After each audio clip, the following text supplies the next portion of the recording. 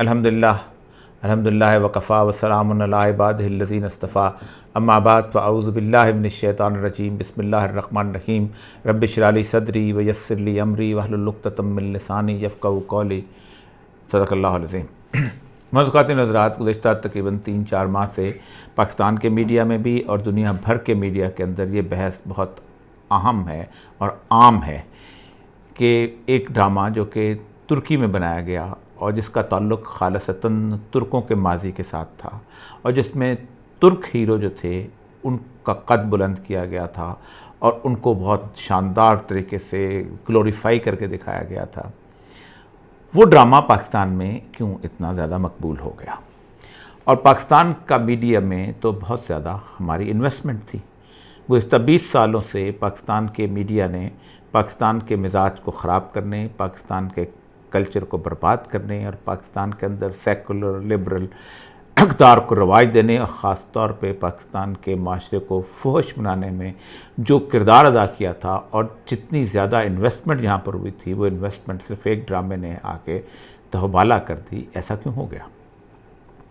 और इन दोनों मुल्कों का आपस में ताल्लुक़ क्या है? किसी और मुल्क में इस तरह नहीं देखा गया। पाबंदी भी लगी बाज़ जगहों पे। दुनिया में 57 इस्लामी ममालिक हैं, बाकी लोगों ने इस तरह ख़ास तौर पे तुर्की की खिलाफत उस्मानिया के इस हीरो को इतना शानदार तरीके से खराज तहसीन क्यों पेश किया? इन दोनों मुल्कों का जो ताल्लुक़ है और जो ताल्लुक़ जो है वो एक तारीख़ी दस्तावेज़ है और इस ताल्लुक़ को ख़त्म करने और इस ताल्लुक़ से नफ़रत जो है वो यूरोप के दिलों के अंदर बहुत मुद्दत से सांप की तरह करवटें ले रही है और आज तक वो इस ताल्लुक़ और इसकी जड़ को काटने में लगे हुए हैं। आइए ज़रा इस ताल्लुक़ को जदीद पर्सपेक्टिव में उस पर गुफ्तगू करते हैं, लेकिन इससे पहले सैयदुल अंबिया की एक हदीस जो है उसकी ममासलत आपके सामने रख दूँ ताकि आपको रसूल अकरम सल्लल्लाहु अलैहि वसल्लम की हदीस की इस छतरी के नीचे गुफ्तगू समझने में आसानी हो जाए। आप सल्लल्लाहु अलैहि वसल्लम ने 2 ऐसे लश्कर हैं जिनके लिए जन्नत की बशारत दी है। एक वो लश्कर जो कि कुस्तुनतुनिया को फ़तह करेगा और वहाँ पर उसको जिसे कहते हैं झंडा लहराएगा, और दूसरा वो लश्कर जो कि जहाद हिंद में हिस्सा लेगा। और ये कुस्तुनतुनिया भी वो जो है वो ख़ास तौर पे अलामत के तौर पर रसूल सल्लल्लाहु अलैहि वसल्लम ने ख़ास तौर पे नाम लेके कहा कि कैसा शानदार वो आपका अमीर होगा और कैसा वो शानदार लश्कर होगा जिसमें, और ये भी आखिरी ज़माने में कहीं फ़तह होना है कि जब हज़रत इमाम मेहदी की लश्कर। अभी तो ख़ास तौर पे वो जो फ़तह हुआ है वो एक ऐसा फ़ेज़ है कि जिसके अंदर तमाम मुसलमानों की जो थी वो खिलाफत जो थी वो एक्सपैंड हो रही थी, उससे मुसलमानों में इलाके शामिल हो रहे थे। तो ये 2 लश्कर जो हैं इनको ख़ास तौर पे रसूल सल्लल्लाहु अलैहि वसल्लम ने जन्नत की बशारत दी। अब आते हैं इस दोनों के इस ताल्लुक़ और अर्तुग़रुल और खिलाफत उस्मानिया के हवाले से जो इतनी पॉपुलैरिटी है उसके इसकी वजह क्या है। 1897 दुनिया की जदीद तारीख़ का सबसे अहम तरीन साल है और इस साल के हवाले से मैं कुरान पाक की एक आयत और उसकी निशानी के पूरे होने से बात शुरू करना चाहूँगा। फ़िरौन जिस वक्त दरिया जो बहर कुलज़म में गर्क हो रहा था, तो उस गर्क होते हुए उसने कहा था आमनतु बिरब्बि मूसा व हारून, मैं मूसा और हारून के रब पर ईमान लाता हूँ। तो उस वक़्त अल्लाह तबारक व तआला आलम फ़िरौन, अब जब तुमने सब कुछ देख लिया, हाँ ये अलग बात है कि ठीक है तुम्हारा ईमान अब फ़ायदा नहीं देगा, लेकिन मैं ये काम कर रहा हूँ, तुमसे वादा कर रहा हूँ, नुनज्जी का बदन है कि मैं तुम्हारी लाश को, तुम्हारे बदन को सलामत रखूँगा। क्यों सलामत रखूँगा? ताकि आइंदा आने वाली जो नस्लें हैं उनके लिए ये एक निशानी के तौर पे, अलामत के तौर पे, आयत के तौर पे ज़िंदा रहे, ताकि लोग इससे इबरत पकड़ें और अल्लाह तबारक व तआला की उस दुनिया के ऊपर बादशाहत का इकरार करें। 1897 में फ़िरौन की ये लाश उसके मकबरे से निकाली गई और जब उसकी पट्टियाँ खोली गईं तो उसके अंदर से उनको वो सॉल्ट जो होता है, जिसे कहते हैं समुद्री नमक, वो मिला और उसकी नाक जो थी उसको किसी बहरी शायद मछली ने या किसी और जानवर ने काट लिया था और वो भी अलामत थी जिससे साबित हो गया कि वही रामसेस सेकंड है। इसका मतलब था कि अब वो दौर शुरू होने वाला है कि जिस दौर के बारे में रसूल अकरम सल्लल्लाहु अलैहि वसल्लम ने आखिरुज़्ज़मान और दौर फितन कहा है। यही वजह है कि 1897 से लेकर आज तक तकरीबन 120 साल 25 साल का जो अरसा है, इस 125 साल के अरसे में वो तमाम अहादीस यके बाद धीरे आहिस्ता आहिस्ता वो तमाम अलामतें जो हैं ज़ाहिर होती जा रही हैं और ऐसे रोशन की तरह चीज़ें वाज़ेह होती जा रही हैं कि जो हादी बरक सल्लल्लाहु अलैहि वसल्लम ने कहा था वो कितना सच है। लेकिन 1857 के अंदर एक और बहुत बड़ा वाक़या हुआ जिसने दुनिया की तारीख को मुकम्मल तौर पर बदल के रख दिया। यूरोप में रहने वाले तमाम यहूदी जो हैं, ये बुनियादी तौर पर बनी इसराइल नहीं हैं, इन्होंने यहूदियत का लिबादा ओढ़ा हुआ है, क्योंकि ये खज़ा कबीला था जो कि यहूदी हो गया था, और यूरोप के वो तमाम यहूदी जो हैं अपने आप को अश्कनाज़ी यहूदी कहते हैं। और ये वो यहूदी हैं कि जो उन्होंने 2000 साल तक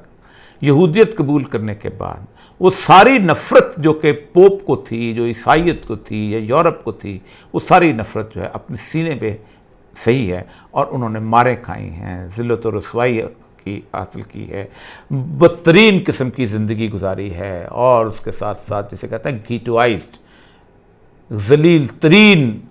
और बदतरीन किस्म के माहौल में रहे हैं। ये सारे के सारे जो हैं ये यूरोप के एक इलाके में जमा हुए जो एक खुफिया मकाम था, और उन्होंने एक प्रोटोकॉल ऑफ ज़ायनिज़्म साइन किया जो आज दुनिया के अंदर वाज़ेह होकर सबको मिलता है, और उसको ख़ास तौर पे अब तो उन्होंने उसको कबूल करना भी शुरू कर दिया। इस प्रोटोकॉल ऑफ ज़ायनिज़्म के अंदर बुनियादी मकसद ये था कि एक तो ये है कि हमने इस दुनिया के अंदर एक इक़्तिदार पर कब्ज़ा करना है और एक रास्ता हमवार करना है उस गोल्डन पीरियड को वापस लाने का जो हज़रत दाऊद अलैहिस्सलाम, हज़रत सुलेमान अलैहिस्सलाम के दौर में था, और उस बादशाहत को दोबारा कायम करने का जो यरूशलेम में कायम हुई थी। लेकिन यरूशलेम की बादशाहत को कायम करने के लिए सबसे पहले जिस चीज़ को तबाह करना मकसूद था वो खिलाफत उस्मानिया थी। कोई मुसलमानों की खिलाफत जब तक कायम थी और यरूशलेम जो था वो खिलाफत के ज़ेरे असर था, उसके ज़ेरे कंट्रोल था, तो फिर कभी ये ख्वाब सोचा भी नहीं जा सकता था कि उसकी हिफाजत के लिए अगर खलीफा एक दफ़ा आवाज़ देगा तो मुसलमान उसकी हिफाजत के लिए हर कोने से, मराकश से लेकर बुरनाई तक वहाँ आके खड़े हो जाएंगे, और ये मुमकिन नहीं होगा। तो उसके लिए वजह यह थी कि इस यूरोप के अंदर जो इस वक्त 6 बड़ी ताकतें हैं, इन ताकतों के अंदर एक आलमी जंग छेड़ी जाए, और इस आलमी जंग को छेड़ने के लिए यहूदी तो पूरी दुनिया के अफवाज में 5 से 10 हज़ार थे, तो इससे तो ये 50 हज़ार होंगे, तो इनसे तो जंग नहीं लड़ी जा सकती। अगर वो अलहदा होकर जंग शुरू भी कर दें तो नहीं, इस मुश्किल नहीं होता। यहाँ पर वो यहूदियत का वो जहन, वो कॉन्स्पिरेसी, वो साजिश का आगाज़ होता है कि इनके दरमियान ऐसे लड़ाई कराई जाए कि किसी तौर पर भी हमारा जो है, हमारे फिंगरप्रिंट्स जो हैं, हमारे जो हैं, हमारा निशान तक पता न चले कि हम ये करा रहे हैं। दुनिया में उस वक़्त जो यूरोप का हिस्सा है, अमेरिका क्योंकि बहुत दूर था और वो जंग में आता भी नहीं था, अलहदा अपने तरक्की की तरफ मनाजिल तय कर रहा था। 6 बड़ी ताकतें थीं जो उस दुनिया के अंदर मौजूद थी।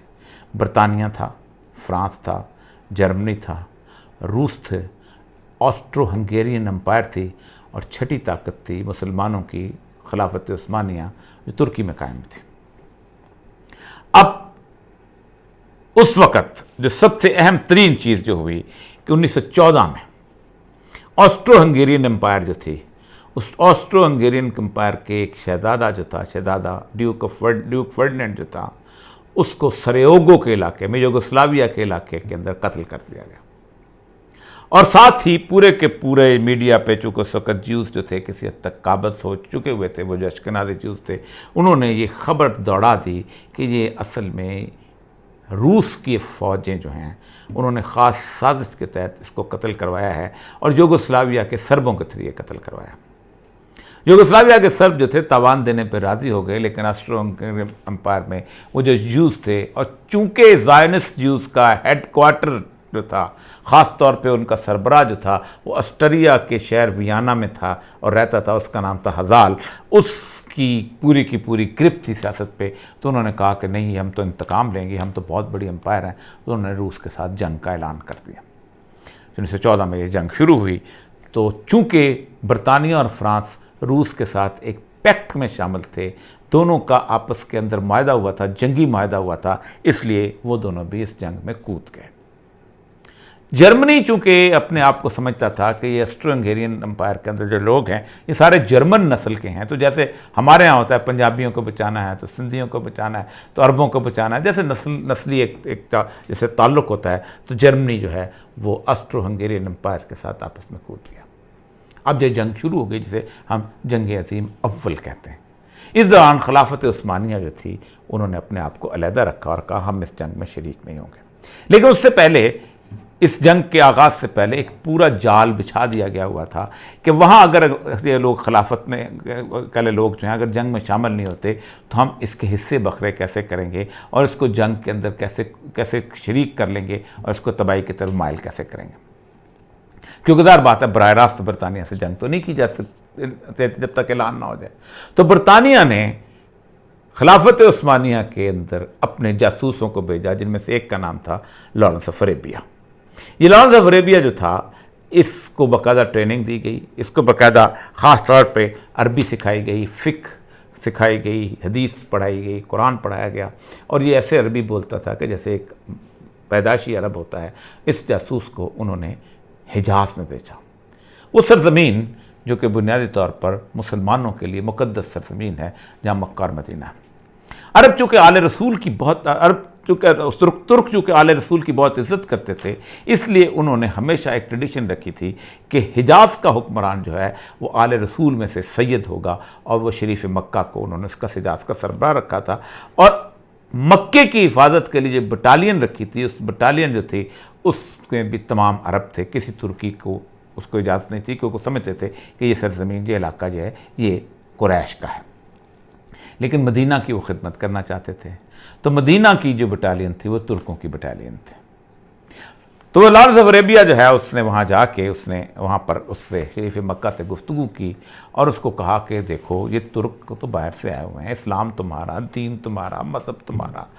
नाना तुम्हारा, सब कुछ तुम्हारा, जैसे हमारे यहाँ एक जज्बाती कैफियत लगाई जाती है, और उन्होंने आके तुम पे हुकूमत बनानी शुरू की हुई है, तो हम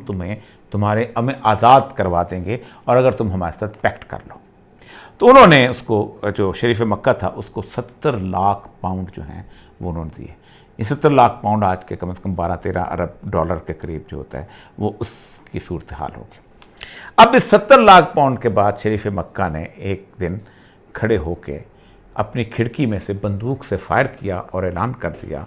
कि हम तुर्कों से बगावत का ऐलान करते हैं और हम अलहदा हैं, और ये मैं अल-खिलाफत मिन कुरैश जो है, कुरैश का हक़ है, हम उस हक़ में।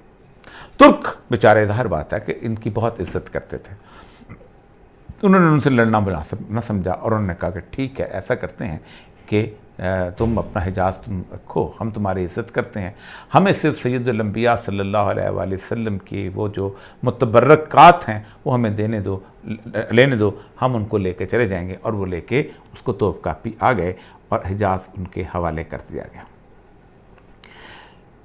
ये करने का मकसद बुनियादी तौर पे क्या था कि जब मक्का और मदीना खिलाफत उस्मानिया के पास नहीं रहेगा तो पूरी उम्मत की मरकज़ियत जो है वो ख़त्म हो जाएगी, और लोग समझेंगे कि अब जो है ये जो खिलाफत उस्मानिया है ये तो उस काम, ये तो जैसे मुग़ल बादशाह हैं, जैसे दूसरे बादशाह वैसे है। क्योंकि ज़ाहिर बात है, ये तो हिजाज़ के मुतवल्ली तो नहीं रहे, इनके पास मक्का और मदीना तो नहीं रहा, ये तो मरकज़ियत उनके साथ तो नहीं है। तो उन्होंने इस काम के अंदर, इसे कहते हैं, ये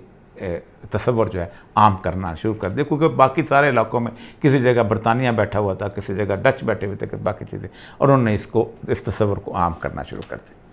लेकिन इसके साथ ही तुर्की की जो जंग जो शुरू हुई, ये जो उसके साथ तुर्की जिसके अंदर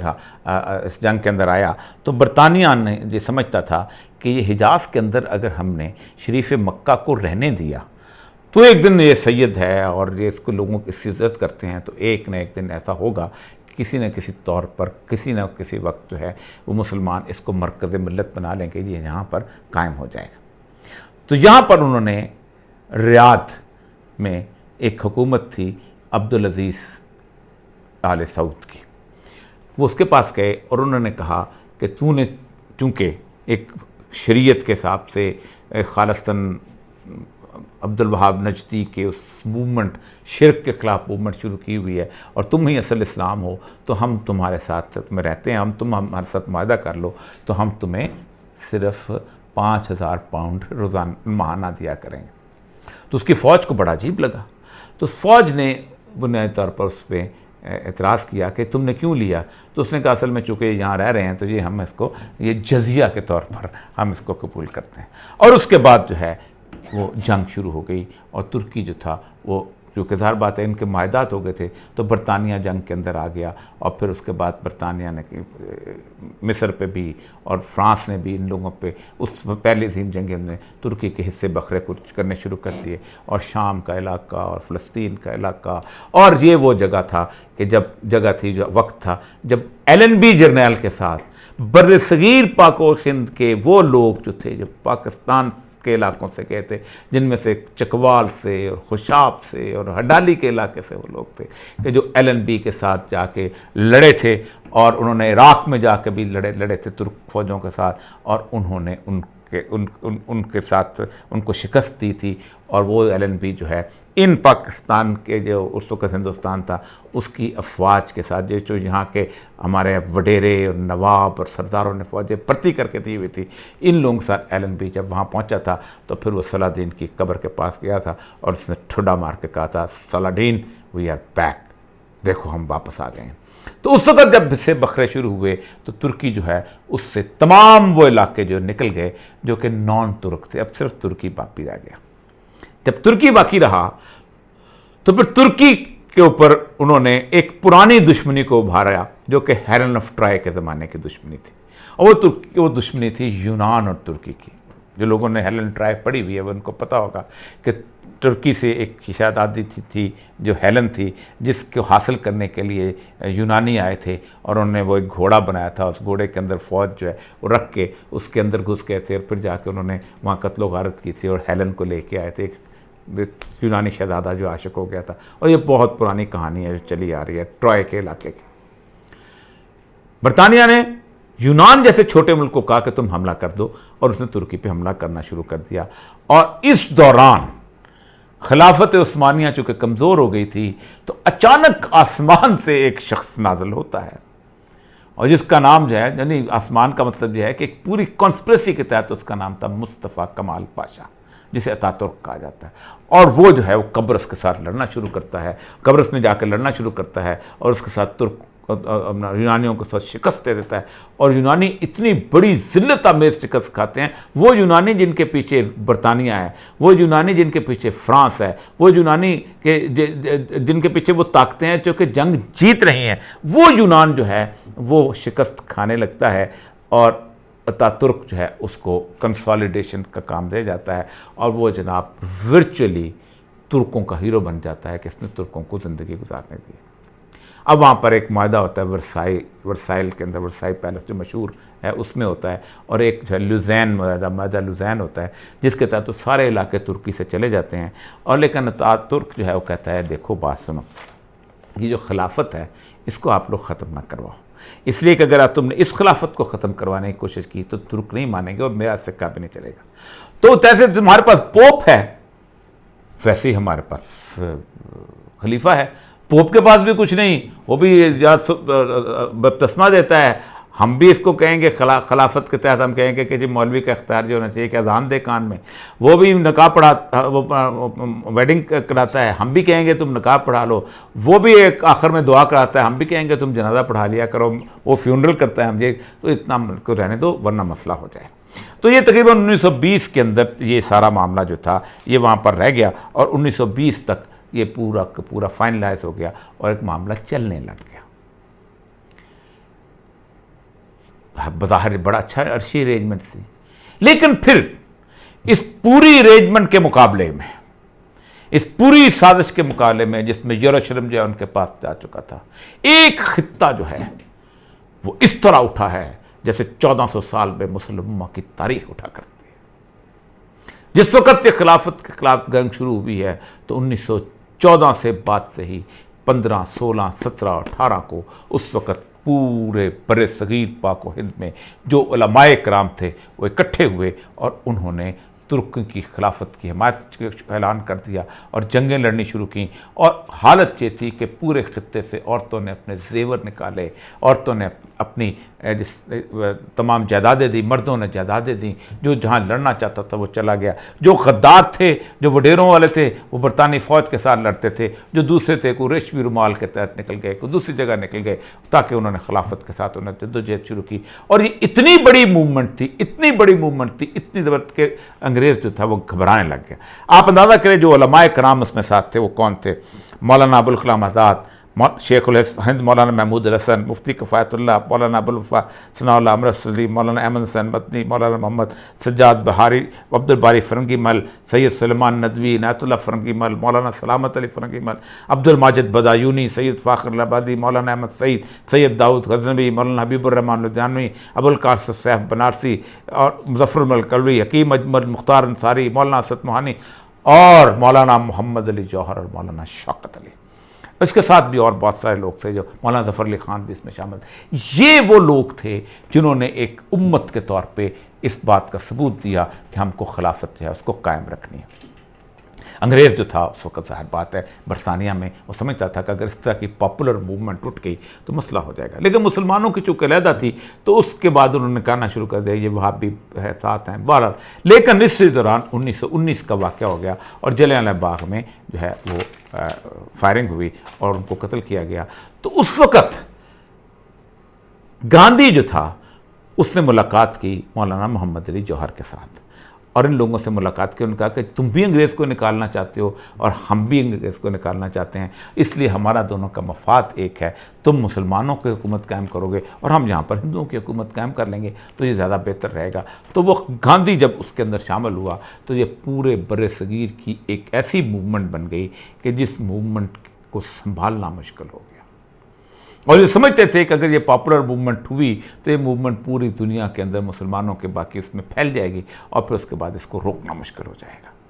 और फिर एक ऐसी अगर अपराइजिंग इलाकों में शुरू हो गई तो हम उस तरह की सेकुलर रियासत कायम नहीं कर सकेंगे, क्योंकि वापस वो ऑर्डर वापस आ जाएगा। तो हम तो ये चाहते हैं कि सारी रियासतों को इकट्ठा करके सेकुलर लिबरल रियासतें बनाई जाएं और उनको लीग ऑफ नेशंस के झंडे की तरह इकट्ठा किया जाए, एक पासपोर्ट बनाया जाए, एक वीज़ा रेगुलेशंस बनाए जाएँ, सारा कुछ। तो इसलिए ये नहीं हो सका, क्योंकि 1920 में पासपोर्ट का डिज़ाइन आया था और उसके बाद फिर 24 में वीज़ा रेगुलेशन और 26 में बॉर्डर सिक्योरिटी फोर्सेस बना के इस दुनिया को तकसीम करना मकसूद था। तो ये सबसे बड़ी रुकावट थी। तो हुआ ये कि जिस वक्त ये सूरत हाल थी, हालत ये थी कि लोगों ने, जो लोग वहाँ से लड़ने के लिए गए थे, मसलन मौलाना महमूद हसन जो थे ये मक्का में गए हुए थे लड़ने के लिए हज के दौरान। तो वहाँ पर उन्होंने शरीफ मक्का ने इनको मौलाना महमूद हसन को पकड़ के अंग्रेज़ के हवाले किया। और जब वो यहाँ पर माल्टा में सीरे माल्टा थे तो उस वक्त जो एक अंग्रेज़ गवर्नर जनरल था उनसे मिलने गया तो उसने पूछा कि आपको खिलाफत के नाम से इतनी चिढ़ क्यों है? तो उन्होंने कहा हमें खिलाफत के नाम से इसलिए चिढ़ है कि अगर एक दफ़ा खलीफा ऐलान कर दे कि तुम लोग जहाद के लिए आओगे तो फिर पूरी मुस्लिम उम्मा पर फ़र्ज हो जाता था और फिर हमारे लिए बड़ा मसला होगा। यही वजह है कि जिस वक्त 1916 के अंदर तुर्की ने खिलाफत का ऐलान किया है, लड़ाई का ऐलान किया है, तो बाकायदा खबरें लगी थी कि उसने जहाद के लिए कॉल दे दिया। बरतानिया के अखबारों में खबरें। तो उस ज़माने के अंदर खिलाफत की रिवाइवल की जो गुफ्तगू थी सुनना बहुत मुश्किल था, नाम तक सुनना मुश्किल था। क्योंकि नाम भी रह गया तो फिर मसला हो गया। तो उन्होंने अतातुर्क को, बरतानिया ने जाकर कहा एग्रीमेंट ख़त्म, हमें कोई पोप की ज़रूरत नहीं, हमें कोई खलीफा की ज़रूरत नहीं, ये जो तुमने नाम नहाद खलीफा रखा हुआ है इसको ख़त्म करो और एक मुकम्मल सेकुलर टर्की जो है उसको वजूद में ले आओ। और 3 मार्च 1924 के दिन खिलाफत को माज़ूल कर दिया गया। जिस वक्त खिलाफत माज़ूल हुई तो उस दिन शरीफ मक्का को पता चला कि अब मेरे साथ हाथ हो गया है, क्योंकि वो खलीफा जा सकता है तो मैं भी जा सकता हूँ। तो 7 मार्च को उसने खिलाफत का ऐलान कर दिया कि मैं हिजाज में खलीफा हूँ और मैं ही खलीफतुल मुस्लिमीन। अब अंग्रेज़ ने उस मुआहदे को ज़िंदा किया कि जो मुआहदा सऊदी हुकूमत के साथ किया गया था। उसको कहा कि देखो तो हम तुम्हें बादशाह बनाएंगे, क्योंकि बादशाह की बात करनी थी उन्होंने, तो तुम हमला कर दो, हम तुम्हारे साथ। और वो वक़्त था 1924 का जब 6 महीने जंग चल के उन्होंने इस बात का ऐलान किया कि यहाँ शिरक बहुत हो गया हुआ है, यहाँ मज़ार बन चुके हुए हैं, यहाँ टुप्पे बन चुके हैं, ये चीज़ हो चुकी है, हम वहाँ पर जाके कब्ज़ा करेंगे। और शरीफ मक्का जो है उसको भागने का मौका दिया गया, क्योंकि उसके 3 बेटों को, एक को इराक़ दिया गया था, एक को उर्दन दिया गया था, और आज उर्दन में उसका पोता जो है, आज भी अब्दुल्ला जो है, वो वहीं पर हुक्मरानी कर रहा है, तो उसको दिया गया था, वो भाग के चला गया और वो उन्होंने वहाँ जाके हिजाज़ पर कब्ज़ा कर दिया। और वहाँ उन्होंने कहा मैं हूँ अल मलिक, क्योंकि अंग्रेज़ ने कहा था ख़बरदार तुमने खलीफा का लफ्ज़ इस्तेमाल नहीं करना, अल मलिक का लफ्ज़ इस्तेमाल करना। इस वक़्त जो खिलाफत मूवमेंट चल रही थी, उस खिलाफत मूवमेंट के अंदर गिरफ्तारियाँ इतनी ज़्यादा हो चुकी हुई थी, लोग जेलों में थे, तो एक ही मुल्क थोड़ा सा इंडिपेंडेंट था और वो था इलाका, वो है अल अज़हर यूनिवर्सिटी। तो अल अज़हर यूनिवर्सिटी ने उस वक़्त ये ऐलान किया कि हम अप्रैल 1924 में उन्होंने कहा कि खिलाफत के बगैर जो है ये दुनिया इन मुस्लिम उम्मा को नहीं रह सकती, ये एक बिदत है, आज तक खिलाफत का दायरा कायम रहा है, इसको कायम करना चाहिए। इसलिए हम अप्रैल 1924 जो है उसमें उन्होंने ये ऐलान कर दिया कि मोअतमर आलम इस्लामी जो है वो एक कॉन्फ्रेंस बुलाए और तमाम उलमा को, तमाम हुक्मरानों को इकट्ठा करे और एक खलीफा का ऐलान करे। उस वक्त अंग्रेज़ ने मिस्र को कहा कि तुमको हमने आज़ादी तो दी है, लेकिन तुम अभी तक हमारे ज़ेर असर हो, ख़बरदार ये कॉन्फ्रेंस नहीं होनी चाहिए। 2 साल तक ये कॉन्फ्रेंस नहीं हुई और जुलाई 1926 को डेट दी गई कि इस कॉन्फ्रेंस को मुनक़्क़द किया जाए। उससे पहले अंग्रेज़ जो हैं वो पहुँचे सऊदियों के पास, उन्होंने कहा कि देखो मई में हज हो रहा है, तुम एक और कॉन्फ्रेंस बुला लो और हम उस कॉन्फ्रेंस को नाकाम कर देंगे। और फिर उन्होंने पूरे दुनिया में जहाँ जहाँ उनकी कॉलोनियाँ थीं, इंडो पाकिस्तान में थी, मलेशिया में थी, इंडोनेशिया में थी, मराकश में थी, ट्यूनिस में थी, बेल्जियम, नाइजीरिया में, जहाँ जहाँ भी थी वो कॉलोनी, उनको कहा कि तुमने उस कॉन्फ्रेंस में नहीं जाना, शाह अब्दुल अजीज़ सऊद की जो कॉन्फ्रेंस है उसके अंदर तुमने वहाँ शामिल होना है। और वहाँ पर जाके उन्होंने सब लोगों को लेके गए और जो मोअतमर आलम इस्लामी की कॉन्फ्रेंस थी उसमें तुमने नहीं जाना। इस कॉन्फ्रेंस में जब सब लोग पहुँचे तो इस कॉन्फ्रेंस में 2 दफ़ा अब्दुल अजीज़ सऊद खुद आया और उसने कहा कि मैं अल मलक बादशाह होने का ऐलान करता हूँ और तुम लोग मुझे तस्लीम कर लो एज ए मुस्लिम उम्मा के लीडर के तौर पर। उस पर बरसगीर पाक व हिंद के मुसलमानों ने, जो असल में इस्लाम के उस वक़्त दाई और इस्लाम के दिफा के सबसे बड़े उलमदार बन गए थे, उससे मौलाना मोहम्मद अली जौहर की तकीर जो है वह तारीख का हिस्सा बन सकती है और बनानी चाहिए, और उस पर मुसलमानों को और बरसगीर के मुसलमानों को फ़ख्र करना चाहिए कि हम तुम्हें बहैसियत बादशाह को, कि अल मलक सिर्फ अल्लाह का खिताब है, तुम नहीं हो सकते, तुम खिलाफत का ऐलान करोगे तो फिर हम खलीफा, और खलीफा भी हम उम्मत मुस्लिमा की मर्ज़ी से चुनेंगे। और उन्होंने उस चीज़ से, इस तकरीर से लोग इतने मुतासर हुए कि अब्दुल अजीज़ बिन आले सऊद जो था उसके ऐलान जो है वो वहीं थरे का थरा रह गया, क्योंकि उसने पूरी तकरीर तैयार की हुई थी कि मैं तो शिरक के ख़िलाफ़ जद्दोजहद के लिए उठा हूँ और मैं तो पाक करना चाहूँ। उन्होंने कहा तो शिरक तो बुनियादी सबसे बड़ी बात है, तो शिरक तो बुनियादी ये है कि तुम अल्लाह के अलावा इन ताकतों को मानते हो, इस तो लीग ऑफ नेशंस को मानते हो, बरतानिया को बादशाह मानते हो, तो हम ना तुम्हें मानते हैं ना बरतानिया को मानते हैं। और वही वो मौलाना मोहम्मद अली जौहर की वो बात जो थी कि फिर वो कहते हैं कि मैं बग़ुलाम हिंदुस्तान वापस नहीं चाहूँगा, और फिर बेचारे जो हैं वो उसमें बैतुल मक़दस में इंतकाल करके वहीं तरफ। लेकिन इसके बाद जो जुलाई में कॉन्फ्रेंस हुई है, इस जुलाई की कॉन्फ्रेंस जो थी वो मोअतमर आलम इस्लामी की कॉन्फ्रेंस जो इजिप्ट में थी, उसमें सिर्फ अरब इकट्ठे हो गए और उसके बाद वो कॉन्फ्रेंस जो है उसका कोई नतीजा नहीं निकला। ये वो ताल्लुक़ था, ये वो रिश्ता था कि जो उस खिलाफत के साथ, जिस खिलाफत के ओरिजिनल हीरो खिलाफत उस्मानिया का अर्तगल था, जो इस पाकिस्तान के और इस बड़े सगीर के अवाम के मुसलमानों का रिश्ता था। इस रिश्ते का ताल्लुक़ है कि जिसकी वजह से हमारे यहाँ नस्ल दर नस्ल, हमारी कलेक्टिव अनकॉन्शियस में, हमारे लाशऊर में ये चीज़ पड़ी हुई है कि हमें तुर्कों की उस खिलाफत से मोहब्बत थी, मोहब्बत है और हम उसको अपना हीरो समझते हैं। साइकोलॉजी में एक लफ्ज़ होता है कलेक्टिव अनकॉन्शियस, वो अनकॉन्शियस जो हमारे जीन्स के थ्रू हमारे अंदर आता है, जो हमें लाशऊरी तौर पर हमारी ज़ात का हिस्सा हो चुका होता है, जो हमारी फितरत का हिस्सा हो चुका होता है। गुज़िश्ता 100 साल की तारीख़ में यहाँ के मुसलमान जो हैं उनके नज़दीक तुर्कों की खिलाफत उस्मानिया उनकी कलेक्टिव अनकॉन्शियस और खमीर और ज़ात का हिस्सा थी। यही वजह है कि तुर्कों को भी अगर आप वहाँ चले जाएं और आप कहें हम पाकिस्तानी हैं तो आपका माथा चूम लेते हैं, और यहाँ भी अगर खिलाफत को उस हवाले से नाम लिया जाए तो आपकी जो है इज़्ज़त और तकरीम उसी तरह होती है। और आज भी हमारे दिल धड़कते हैं और आज भी हम मर्तकल को हीरो समझते हैं और पूरी की पूरी 40 साल की 30 साल की साजिश को नाकाम बना देते हैं। ये है वो बुनियादी ताल्लुक़, और इस ताल्लुक़ का ऐलान रसूल अकरम सल्लल्लाहु अलैहि वसल्लम ने उस वक़्त कर दिया था। ये अलग बात है कि ये दोनों मरकज़ रहेंगे, लेकिन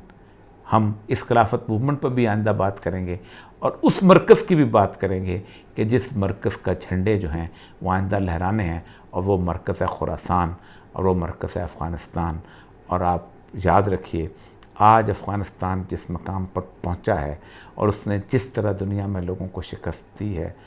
उसका झंडा कैसे और किस तरह एलिया यानी बैतुल मक़दिस पर लहराएगा। इजाज़त दीजिए। वाखिर दावाना अल्हम्दुलिल्लाहि रब्बिल आलमीन।